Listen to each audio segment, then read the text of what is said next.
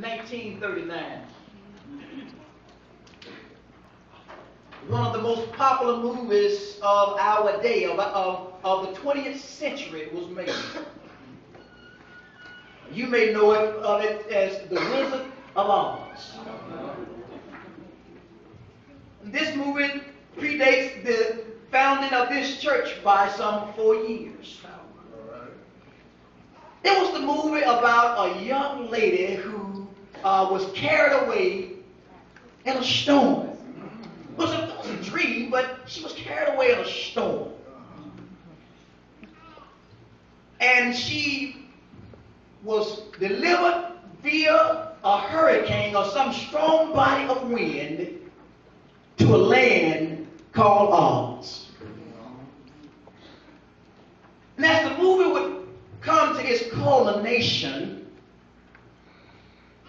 Dorothy would be repeating a phrase continually: there's no place like home. There's no place like home. There is no place like home. Some 2,000 years before Dorothy coined that statement, there was a biblical figure. He was a young man who was the son of a very wealthy man. As a matter of fact, his dad was wealthy. And this story, by the way, is told by none other than the master teacher, Jesus himself. This young man went away. He asked his father for all of the belongings, the wealth that belonged to him, and the father gave it to him, and this young man went away into a far country. While he was there in that far country, he fell upon hard times. Falling upon hard times when he found himself in the hog pen, in a hog pen, eating the slop that the hogs would eat. And this young man realized that my father's servants back home are eating better than me. And so in essence, if you would allow me to use my sanctified mind, there was a word ringing in his mind: there's no place like home. There's no place like home. And so this young man made his way back home. And when he made his way back home, brothers and sisters, I tell you, what a time. What a time. As the old folk used to sing, oh, what a time. His father threw a party for him that he would always remember.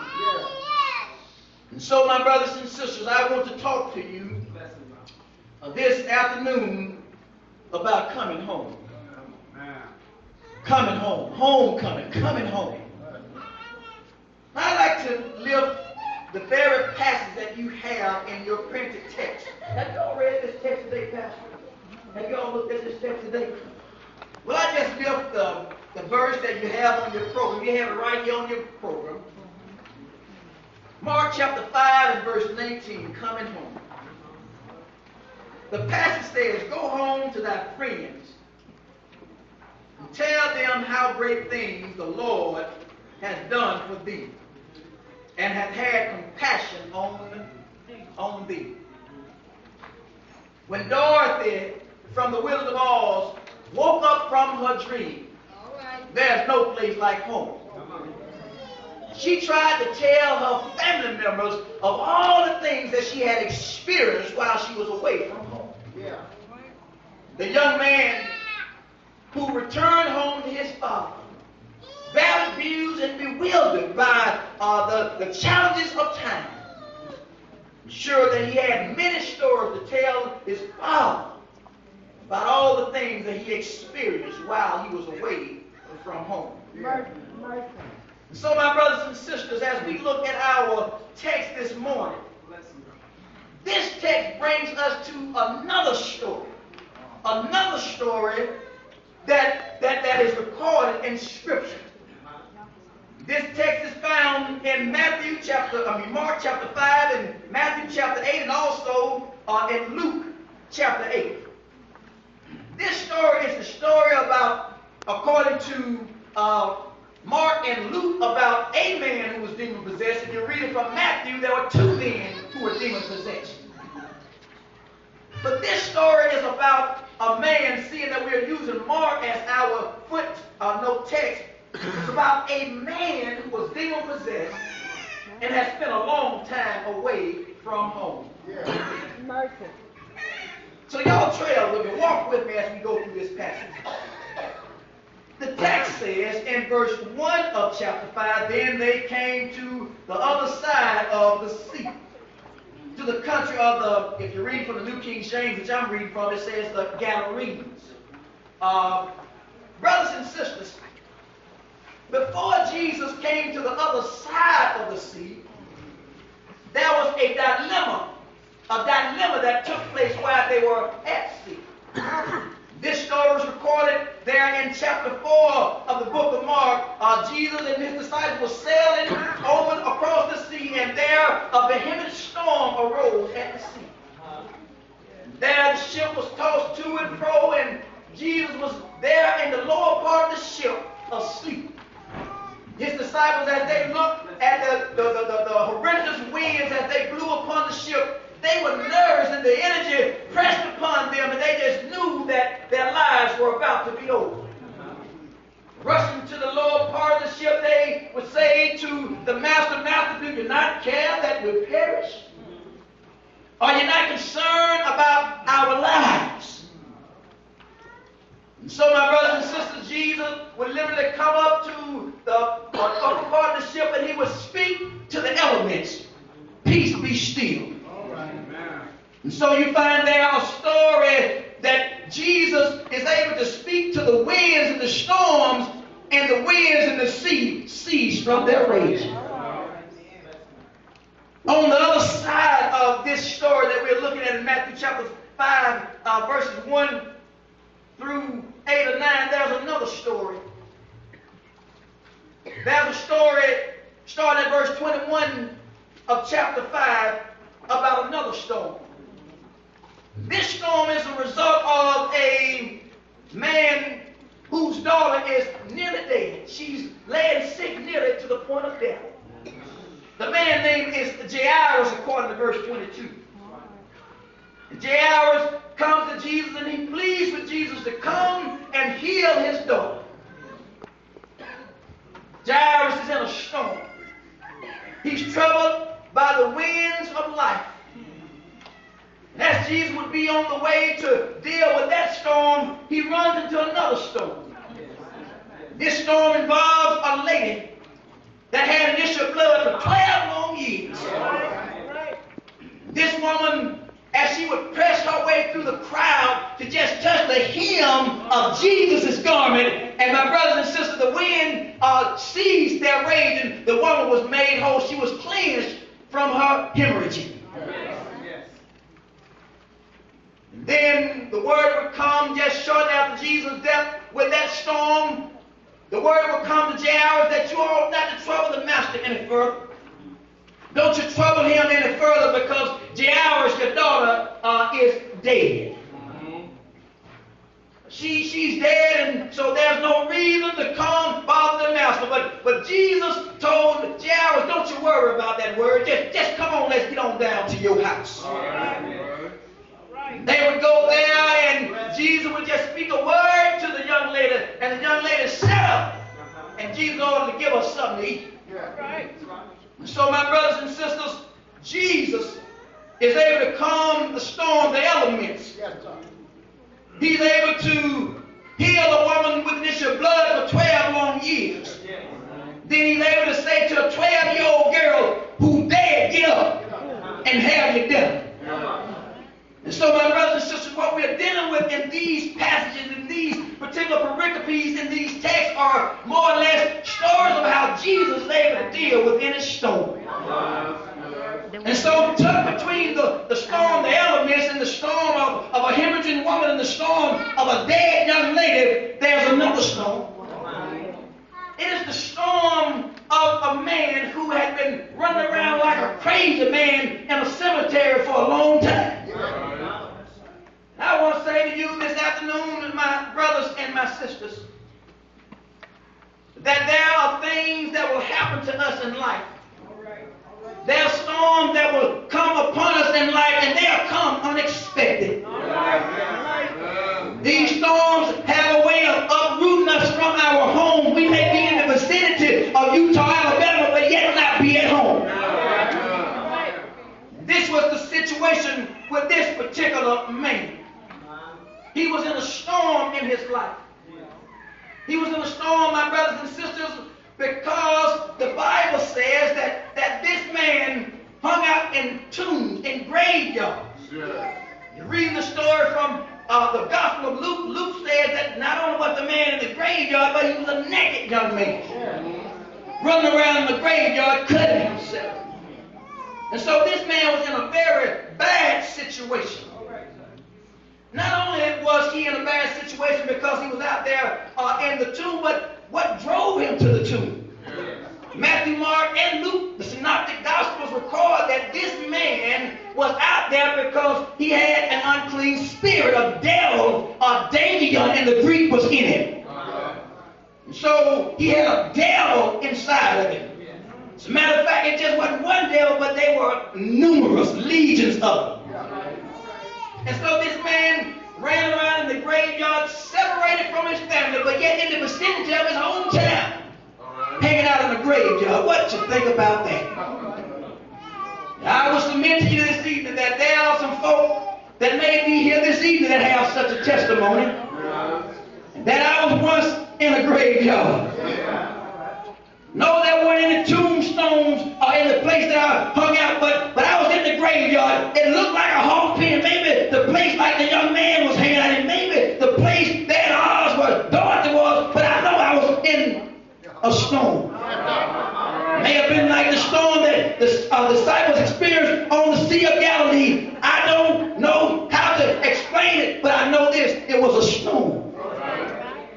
And so this man has been in a graveyard for a long time. And listen, society tried its best to help the man. Society did all they could to help this man's situation. And their best effort to help the man was that if they could just put him in some chains and bind him up. Bind him up just long to put him in an institution and keep him there. And what will happen is, well, at least when we go in that area, because the Gospel of Matthew said when no one could pass by the way that the man was, so he hindered traffic from flowing through the area where he hung out. So if we can institutionalize him, if we can bind him up, we can make it a safe passage where he is, and we can keep him where he won't hurt himself and he won't hurt anybody else. This man was in a storm. But my brothers and sisters, the story doesn't stop with those elements. But it goes on and tells us that society tried to help him, but every effort from society failed this man. You may be like this man. Your situation was so terrible and so difficult, society tried to help you. And to no avail, every effort and every strain of society tended to just flop and did you no good. Society tried to help this man, and what happened is he was uncomfortable with the chain, the spirit, the demon that was in him, the demons that were in him. They made him so strong that he was able to break chains and free himself from the elements of society. There he hung out in tombs and graveyards. And so this man is there, and he's not in his right mind, and there is the demon still stirring in him, and he's naked, and he's hollering out and crying out like a wolf at night. And all the city, they're used to hearing him.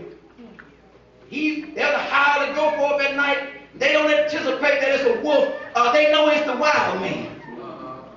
When they hear any noise in the middle hour of the night, they know that it's that man. But I want to tell you about somebody who can tame crazy folk. I preached this message a few years ago, and I titled it this way, From Maniac to Missionary. So I want to tell you how a crazy person, a maniac, can meet the master, and they won't leave the same way they become a missionary. And And so this man, when Jesus came to the coast, Jesus had a different response from this man as other people who passed the way, by the way. The other people would come that way and he forbade them to come that way. But when Jesus came that way, the Bible said that this man ran to Jesus and humbled himself in the presence of Jesus Christ. Don't you know there's power in the presence of Jesus Christ? Somebody ought to want to get into the presence of Jesus today. Somebody ought to want to get into the presence of him that has the power to change your situation. I'm talking about radically change your situation. You want to talk about a paradigm shift? Then you ought to find yourself in the presence of Jesus Christ. He'll change your situation. He'll revolutionize your life. He know how to take a bad week, Brother Mayor, turn that bad week that's crooked and straighten it out and make something worthwhile out of it. He'll take the worst week of your life and make a testimony that will save thousands and bring to Jesus Christ. Jesus know how to do stuff like that. My brothers and my sisters, this man came into Jesus' presence, humbled himself, and cried out, "What do I have to do with you, Jesus? Have you come to destroy me?" Now notice that the man is talking, and he's humble. And all of a sudden, as he's talking, Jesus says, "What's your name?" For Matthew, Mark, and Luke recorded that prior to this statement, Jesus had already said to the demons, "Come out of him." You see, when you meet Jesus, see, I may meet you, and I might not know what's wrong with you. I may not know what got you in your graveyard. I may not know what got you acting crazy, got you all messed up. But there's somebody that knows. His name is Jesus. The man couldn't tell Jesus what was wrong with him, but Jesus knows all about us. He knows when we were born. He knows when we were formed in the womb. He knows the two people that came together. He knew before the foundation of the world who you were and who I am. He met that man, and he knew that the demons were in him. He knew the number of them. He knew that there were legions. But for formality, he said, "What's your name?" All right now, come on. One of the demons spoke and said, "Legion." But we are many, so one devil is speaking for the rest of them. Stay around here long enough. I'm going to leave that alone.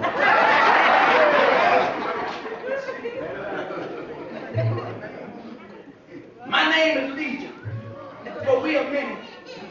We are many. They began to beg Jesus and make a request. One of three requests that we're going to find in this passage today. This is the first request. The demon's request is, don't you cast us into the abyss right now. Don't cast us into damnation right now. But how about considering those pigs over there? And let us go into the pigs and we'll be satisfied, but don't cast us into the abyss. And so do y'all notice what's going on in this passage? Pastor Prince, there are some folk that will be in the presence of Jesus. It's Bible stuff now. Because there were folk in the presence of Jesus and they crucified him.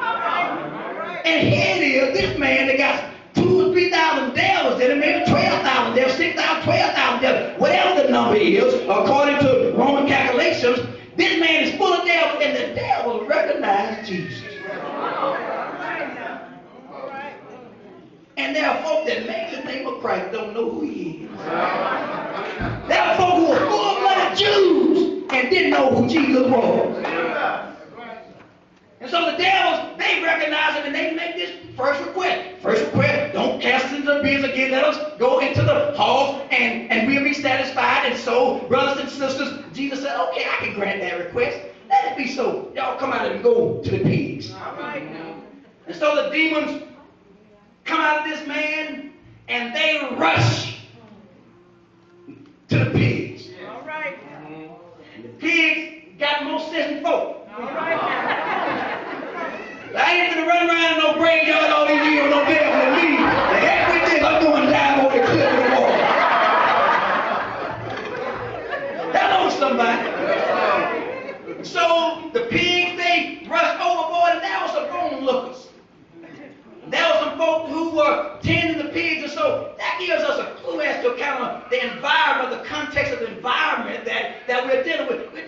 Gentile region. All right. Jesus had come primarily to the Jews first, and then Gentiles and Greeks, etc. And so here we're dealing with the Gentile region, and what makes us know this is that Jews had no dealings with hogs, because hogs to them were unclean animals. And so in an area where there may be some Jews who inhabit the area, but primarily by and large, they are Gentiles because they have hogs. All right. These hogs has everything to do with the local economy. And so you upset the economy, you mess with the monetary stuff, that causes some problem. So these onlookers, they look, they see, saw what happened, and what they do is they break out running. All right now. So you got the hogs running, going over the cliff, and you got the folk that were looking running, going to tell somebody what they saw. They went into town, and they published everywhere, all over the campus. They published the news. Y'all come out here to the cemetery. We need to have a mass meeting in the cemetery. Y'all come on to the cemetery. There's something that y'all got to see. So, listen, these people were so passionate about the message that they were carrying that the Bible said that the whole community rushed to the cemetery. And I think that you and I, St. Matthews and Bethel and all who are assembled, you and I can learn something from this. What we can learn is that if people can get excited about telling some news about something that really they don't understand, you and I ought to get happy and tell the news about Jesus Christ, the one that saved our soul. Yeah, they saw what happened. They ran to the capitals and they told the owners of those halls and all the community, y'all come out there. And so these people assembled in the cemetery, in a graveyard. They get there, and one of the first things that they see that will cause every person to marvel is this. The man that everybody knew who was a lunatic, sitting at the feet of Jesus, and he wasn't naked anymore, he had his clothes on. So this man is dressed, not only clothes physically, but he's also clothed in his right mind. And so they see this man sitting there, once was wild, crazy, and all of the such. And so this brings us to our second request in the passage. The first request I remind, by way of reminder, was this. Help me, Holy Ghost. All right. Demons, let us go. Don't throw us, cast us into the abyss, but let us go into the halls. Request granted. Second request, the people saw what Jesus had done, and it scared them half to death. And so they said, Jesus, hurry up and get out of this place. Get out of this area. Get out of the capitals. We don't want nothing to do with you. All right now. I want to submit to you, brothers and sisters, that there are some folk who will encounter Jesus Christ. There are some folk who will see the power of God through Christ, and it will scare the Lord Jesus out of them. It will scare the H-E double hockey stick out of them. They don't understand.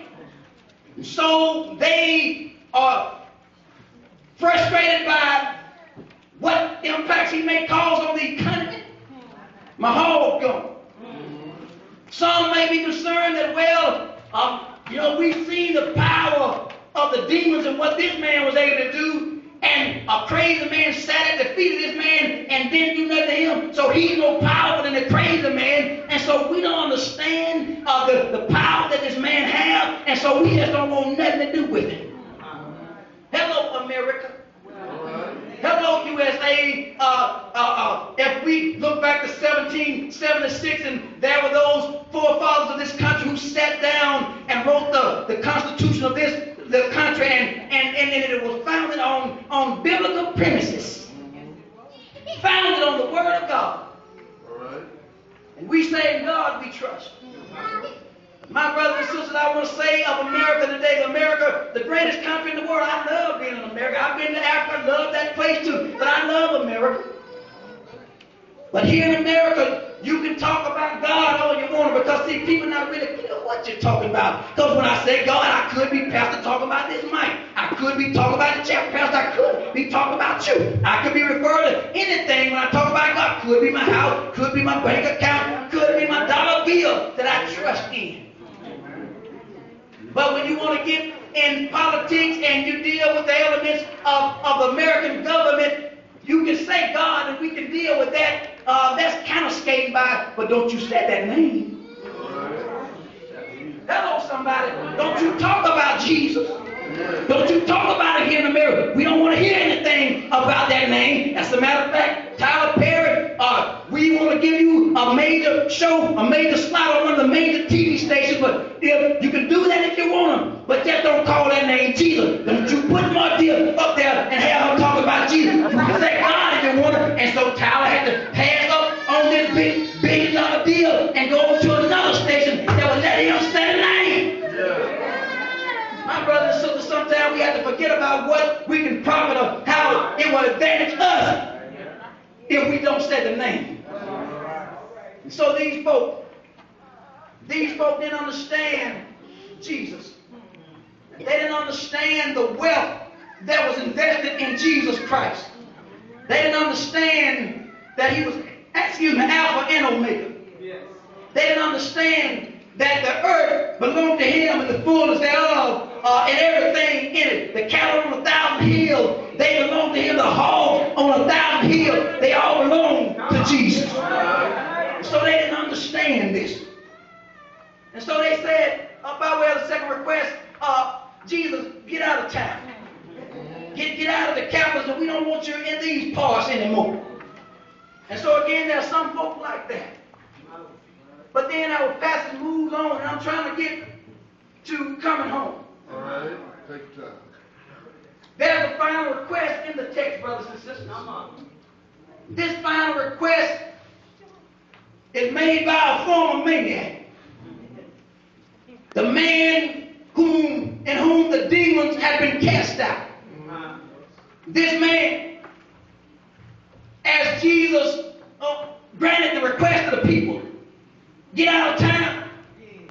And I want to say that if you don't want Jesus in your house, if you don't want Jesus in your town, if you don't want Jesus in your business, my brothers and sisters, I tell you, you'll get on the boat and head back to the other side of the sea. So Jesus said, well, I can do that. So got in the boat and got ready to go back to the other side. And as he got in the boat, the man that was sitting there who was formerly crazy, this man starts to get in the boat. He says, Master, I want to go with you. And that's the proper response when Jesus is ready to change your life. You ought to want to go with Jesus. You ought to want to hang out with Jesus. You ought to want to spend time with Jesus. That's the best place to be. I want to be in the company of Jesus. But Jesus stopped the man and said, you know, I granted the request of the devils. I let him go into the halls and then over the cliff. I'm going to grant the request of the citizens of Gadarene and Decapolis. I'm going to get on my boat because I got some other business on the other side of the sea. As a matter of fact, soon enough I got to get on up to Jerusalem because there's a cross that's waiting for me on Golgotha Hill. But, young man, what I want you to do is I want you to get out of the boat. I'm not going to grant your request. As a matter of fact, I want you to go home to your friends, go home to your family. And I want you to publish, to proclaim, to tell the citizens of the capitals what great things I've done for you. So my brothers and sisters, there are three imperatives in this passage that we're looking at. The imperatives in the passage, they're commands.